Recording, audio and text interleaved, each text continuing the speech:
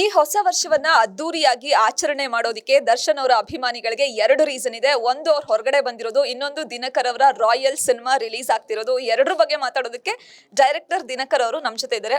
Sir, royal Sandalwood ನಲ್ಲಿ ಹೊಸ ವರ್ಷಕ್ಕೆ ಸಿನಿಮಾ ರಿಲೀಸ್ ಆಗ್ತಿದೆ. ಸ್ಯಾಂಡಲ್ವುಡ್ಗೆ ಒಂದು ಒಳ್ಳೆ ಓಪನಿಂಗ್ ಸಿಗುತ್ತೆ ಸಿನಿಮಾಯಿಂದ ಅಂತ ನಂಬಿಕೆ ಇದೆ. ನೀವೇ ಮೊದಲ ಪ್ರೇಕ್ಷಕ ಸಿನಿಮಾದು. ಹೇಗೆ ಬಂದಿದೆ ಸಿನಿಮಾ? ಎತ್ತವ್ರಿಗೆ ಹೆಗಣ ಮುದ್ದು. ನಾನು ಮಾಡಿರೋ ನಂದು ಎಲ್ಲ ಸಿನಿಮಾನು ನಾನು ತುಂಬ ಪ್ರೀತಿಯಿಂದ ಮಾಡಿರ್ತೀನಿ. ಎಲ್ಲ ನನ್ನ ಮಕ್ಕಳಿದ್ದಂಗೆ. ಸೊ ನೀವು ತಂದೆಗೆ ಯಾವ ಮಗು ಮೇಲೆ ಪ್ರೀತಿ ಜಾಸ್ತಿ ಇತ್ತು, ಯಾವ ಮಗು ಮೇಲೆ ಪ್ರೀತಿ ಕಮ್ಮಿ ಇತ್ತು ಅಂತ ಅದು ಯಾರೂ ಹೇಳೋಕ್ಕಾಗಲ್ಲ. ಸೊ ಆ ರೀತಿಲಿ ಈಗ ಅಟ್ ಪ್ರೆಸೆಂಟ್ ರಾಯಲ್ಲು ತುಂಬ ಇಷ್ಟಪಟ್ಟು, ತುಂಬ ಖುಷಿಯಿಂದ, ತುಂಬ ಆಸೆಯಿಂದ ಸಿನಿಮಾನ ಮಾಡಿದ್ದೀವಿ. ಆ್ಯಂಡ್ ಈಗ ನಾನು ಒಂದು ವಿಚಾರ ತುಂಬ ನಂಬ್ತೀನಿ. ಏನಂದರೆ ನಾನು ಹೆಂಗೆ ಫೀಲ್ ಮಾಡಿಬಿಟ್ಟು ಸಿನಿಮಾ ತೆಗಿತೀನಿ, ಆ ಫೀಲು ಆಡಿಯನ್ಸಿಗೆ ನೀಟಾಗಿ ಅರ್ಥ ಆಯಿತು ಅಂದರೆ ಅವರು ಅದೇ ಫೀಲಲ್ಲಿ ಇರ್ತಾರೆ ಅಂತ. ಅಂದರೆ ಅವರು ಅದನ್ನ ಅಕ್ಸೆಪ್ಟ್ ಮಾಡ್ಕೋತಾರೆ. ಸೊ ನನಗೆ ತುಂಬ ಖುಷಿ ಕೊಟ್ಟಿದೆ. ಆ್ಯಂಡ್ ನನ್ನ ಟೀಮು ಮೇಲೆ ನನಗೆ ತುಂಬ ಕಾನ್ಫಿಡೆನ್ಸು. ಎಲ್ಲರೂ ಅವ್ರ ವರ್ಕ್ನ ಅದ್ಭುತವಾಗಿ ಮಾಡಿಕೊಟ್ಟಿದ್ದಾರೆ. ನಮ್ಮ ಕ್ಯಾಮ್ರಾಮೆನ್ ಆಗಿರ್ಬೋದು, ನಮ್ಮ ಮ್ಯೂಸಿಕ್ ಡೈರೆಕ್ಟರ್ ಆಗಿರ್ಬೋದು, ನಮ್ಮ ಎಡಿಟರ್ ಆಗಿರ್ಬೋದು, ನಮ್ಮ ಆರ್ಟ್ ಡಿಪಾರ್ಟ್ಮೆಂಟ್ ಆಗಿರ್ಬೋದು, ಆ್ಯಂಡ್ ನಮ್ಮ ಪ್ರೊಡ್ಯೂಸರ್ ಆಗಿರ್ಬೋದು, ಎಲ್ಲರೂ ನನ್ನ ಕನಸಿಗೆ ಅವರು 100%ನ ದಾರೆ ಎರೆದು ಕೊಟ್ಟಿದ್ದಾರೆ. ಆ್ಯಂಡ್ ನನ್ನ ಸಿನಿಮಾ ಕಲಾವಿದರು ಎಲ್ಲರೂ, ವಿರಾಟು, ಸಂಜನಾ, ಅಚ್ಯುತ್ ಸರ್, ಛಾಯಾ ಮೇಡಮು, ರಘು ಮುಖರ್ಜಿ ಅವರು, ಎಲ್ಲರೂ, ರಂಗಣ್ಣ ರಘು ಅವರು, ಪ್ರಮೋದ್ ಶೆಟ್ರು, ಎಲ್ಲರೂ ತುಂಬ ಚೆನ್ನಾಗಿ ಪರ್ಫಾರ್ಮ್ ಮಾಡಿದ್ದಾರೆ. ಸೊ ತುಂಬ ಖುಷಿ ಇದೆ. ಅಂದರೆ ನಮ್ಮ ವಿಷನ್ನು, ನಂದೇನಿತ್ತು ವಿಷನ್ ಅದು 100% ನಿಮಗೂ ಕಾಣುತ್ತೆ. ಸೊ ಅದು ನನ್ನ ವಿಷನ್ನು ನಿಮ್ಗೆ ಇಷ್ಟ ಆಯಿತು ಅಂದರೆ 100% ಜನಗಳಿಗೂ ಇಷ್ಟ ಆಗುತ್ತೆ. ಅಶ್ವಿನಿ ಪುನೀತ್ ರಾಜ್ಕುಮಾರ್ ಅವರು ಟೈಟಲ್ ಲಾಂಚ್ ಮಾಡಿದ್ರಿಂದ ನೀವು ರಿಲೀಸ್ ಡೇಟ್ ಅನೌನ್ಸ್ ಮಾಡೋವರೆಗೂ ಕೂಡ ಒಂದು ಪಾಸಿಟಿವ್ ವೈಬ್ ಕ್ರಿಯೇಟ್ ಆಗಿದೆ. ಆ ಹಾಡುಗಳಿಗೆ ಸೆಲೆಬ್ರಿಟಿಗಳು, ಚಿಕ್ಕಣ್ಣ, ಶ್ರೀಲೀಲಾ ತುಂಬ ಜನ ಸ್ಟೆಪ್ ಹಾಕಿದ್ದಾರೆ. ಸೊ ಟೀಸರ್ ಚೆನ್ನಾಗಿ ರೀಚ್ ಆಗಿದೆ, ಸಾಂಗ್ಸ್ ಚೆನ್ನಾಗಿ ರೀಚ್ ಆಗಿದೆ. ಆ ವೈಬ್ ಹೇಗೆ ಅನಿಸ್ತಿದೆ? ಈಗ ಸಿಕ್ಕಿರೋ ರೆಸ್ಪಾನ್ಸ್ ಹೇಗೆ? ಖುಷಿ ಆಗುತ್ತೆ. ಈಗ ನಾವು ಏನು ಈಗ ಸಿನಿಮಾ ಮಾಡೋದೇ ಜನಗಳಿಗೆ ತೋರಿಸ್ಬೇಕು, ಜನಗಳು ಇಷ್ಟಪಡಬೇಕು ಅಂತ.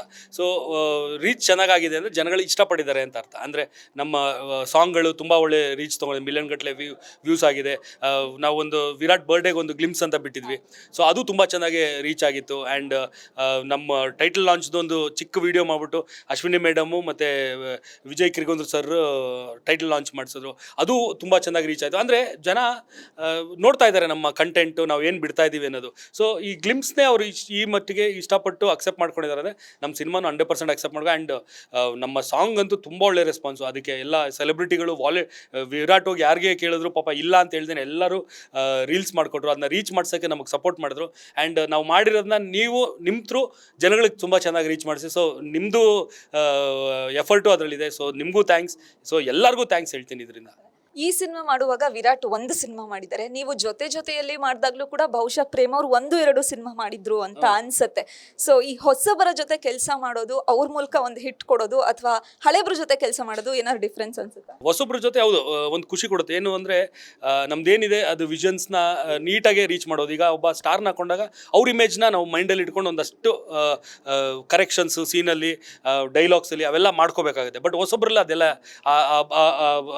ಮಾನದಂಡ ಇರಲ್ಲ, ಇದನ್ನೇ ಮಾಡಬೇಕು ಅನ್ನೋದು. ಸೊ ಒಂದು ಓಪನ್ ಗ್ರೌಂಡ್ ಥರ ಇರುತ್ತೆ. ಸೊ ನಾವೇನೇನು ಅನ್ಕೋತೀವಿ ಅದನ್ನೆಲ್ಲ ತುಂಬ ಚೆನ್ನಾಗಿ ಅವ್ರ ಥ್ರೂ ಹೇಳ್ಬೋದು. ಆ್ಯಂಡ್ ಜೊತೆಲಿ ಮಾಡಿದಾಗ ಪ್ರೇಮ್ ಅವ್ರದ್ದು 2 ಸಿನಿಮಾ ಆಗಿತ್ತು. ಬಟ್ ಅಲ್ಲಿ ರಮ್ಯಾ ಮೇಡಮ್ ಇದ್ದರು ನಮಗೆ. ಸೊ ಅವರೊಬ್ಬರು ಸ್ಟಾರ್. ಬಟ್ ಅಲ್ಲೂ ಏನು ನನಗೆ ರಮ್ಯಾಯಿಂದನೂ ಏನೂ ತೊಂದರೆ ಆಗಿಲ್ಲ. ತುಂಬ ನನ್ನ ಕಥೆನ ತುಂಬ ಚೆನ್ನಾಗಿ ಹೇಳ್ದೆ ನಾನು ಅವ್ರ ಥ್ರೂ.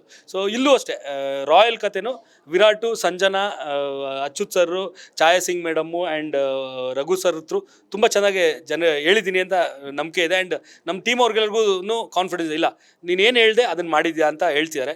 ಸೊ ಜನಗಳಿಗೂ ಕರೆಕ್ಟಾಗಿ ನನ್ನ ಐಡಿಯಾ ಹೆಂಗೆ ನಮ್ಮ ಟೀಮ್ಗೆಲ್ಲ ಇಷ್ಟ ಆಗಿದೆ ಹಂಗೆ ಅವ್ರಿಗೂ ಇಷ್ಟ ಆಯಿತು ಅಂದರೆ ದೊಡ್ಡ ಸಕ್ಸಸ್ ಆಗ್ಬಿಡುತ್ತೆ. ಆ್ಯಂಡ್ ಇನ್ನೊಂದು, ನನಗೆ ಸಕ್ಸಸ್ಫುಲ್ ಫಿಲಮ್ ಮಾಡೋಕ್ಕೆ ಬರಲ್ಲ. ಜೊತೆಯಲ್ಲಿ ಇದನ್ನು ಸಕ್ಸಸ್ ಮಾಡ್ತೀನಿ ಮಾಡಿದ್ರೆ ಒಳ್ಳೆ ಸಿನಿಮಾ ಮಾಡೋಕ್ಕೆ ಗೊತ್ತು, ಜನ ಸಕ್ಸಸ್ ಮಾಡ್ತಾರೆ. ಆ್ಯಂಡ್ ಈವನ್ ರಾಯಲ್ನೂ ಜನನೇ ಮಾಡ್ಬೇಕು ಸಕ್ಸಸ್, ದಿನಕರಲ್ಲ. ಅಲ್ಲ, ನೀವು ಅವಾಗೆಲ್ಲ ಹೇಳಿದ್ರೆ ನಾನು ಬೇರೆ ಕೆಲಸಗಳಲ್ಲಿ ಬ್ಯುಸಿ ಇರ್ತೀನಿ, ಒಂದ್ಸಲ ಒಂದೇ ಮಾಡ್ತೀನಿ, ಅದಕ್ಕೆ ನಿರ್ದೇಶನಕ್ಕೆ ಸ್ವಲ್ಪ ಟೈಮ್ ಆಗುತ್ತೆ ಅಂತ. ಬಟ್ ಜನಕ್ಕೆ ಕಾಣೋದು ನಿರ್ದೇಶನಕ್ಕೆ ಟೈಮ್ ಯಾಕಾಯ್ತು ಅನ್ನೋದು ಮಾತ್ರ. ಸೊ ಯಾಕೆ ಟೈಮ್ ಆಯ್ತು? ಅದೇ ಇವಾಗ ಹೆಂಗೆ ಹೇಳಲಿ ನಾ ಅದಕ್ಕೆ. ಈಗ ಬುಲ್ಬುಲ್ ಪ್ರೊಡ್ಯೂಸ್ ಮಾಡಿದ್ದು ನಾನೇ, ಮದುವೆ ಅಂತ ಕರೆಯಲ್ಲಿ ಪ್ರೊಡ್ಯೂಸ್ ಮಾಡಿದ್ದು ನಾನೇ. ಸೊ ಆ ಪ್ರೊಡ್ಯೂಸ್ ಮಾಡ್ಬೇಕಾದ್ರೆ ಅದಕ್ಕೊಂದಷ್ಟು ಟೈಮ್ ಕೊಡಬೇಕಾಗುತ್ತೆ. ಈಗ ಹೆಂಗೆ ಅಂದರೆ ಈಗ ಮನೇಲಿ ಎಲ್ಲರೂ, ಈಗ ನನ್ನ ಹೆಂಡ್ತಿಗೆ ಒಂದಷ್ಟು ಟೈಮ್ ಕೊಡಬೇಕು, ನನ್ನ ಮಕ್ಳಿಗೆ ಒಂದಷ್ಟು ಟೈಮ್ ಕೊಡಬೇಕು, ನಮ್ಮ ಅಮ್ಮನಿಗೆ ಒಂದಷ್ಟು ಟೈಮ್ ಕೊಡಬೇಕು, ಅಣ್ಣನಿಗೆ ಒಂದಷ್ಟು ಟೈಮ್. ಆ ಥರ ಟೈಮ್ ಕೊಡೋದ್ರಲ್ಲಿ ಇದಕ್ಕೆ ಭೇದಭಾವ ಅದಕ್ಕೆ ಭೇದಭಾವ ಅಂತಿಲ್ಲ. ಸೊ ಪ್ರೊಡಕ್ಷನ್ನು ಅಂತ ಮಾಡಿದಾಗ ಅದಕ್ಕೊಂದಷ್ಟು ಟೈಮ್ ಕೊಡಲೇಬೇಕು, ಕ್ವಾಲಿಟಿ ಟೈಮ್ ಕೊಡಲೇಬೇಕು ನಾನು. ಸೊ ಅದನ್ನು ಕೊಡೋದ್ರಲ್ಲಿ ಸ್ವಲ್ಪ ಟೈಮ್ ತೊಗೊಂಡೆ. ಆ್ಯಂಡ್ ನಾನು ಸ್ವಲ್ಪ ಬೇರೆ ವಿಚಾರದಲ್ಲಿ ಸ್ವಲ್ಪ ಸ್ಲೋ. ಬೇರೆಯವರು ಕಂಪೇರ್ ಮಾಡಿದ್ರೆ. ಅದರಿಂದ ನಂದು ಡಿಲೇ ಆಗ್ತಾಯಿದೆ. ಬಟ್ ಕೆಲಸ ಮಾಡದೆ ಸುಮ್ಮನೆ ಸೋಂಬೇರಿ ಥರ ಏನು ಕೂತ್ಕೊಂಡು ಸ್ಲೋ ಮಾಡಲ್ಲ, ಆಲೋಚನೆ ಮಾಡ್ತಿರ್ತೀನಿ. ನನಗೆ ಬೆಸ್ಟ್ ಅಂತ ಬರೋವರೆಗೂ ಅದು ಪೇಪರ್ ಮೇಲೆ ಬರೆಯೋಕ್ಕೆ ಹೋಗಲ್ಲ. ಸೊ ಅದಕ್ಕೆ ಟೈಮ್ ತೊಗೊಳುತ್ತೆ. ಕ್ರಿಯೇಟಿವಿಟಿಗೆ ಒಂಚೂರು ಟೈಮ್ ಆಗುತ್ತೆ.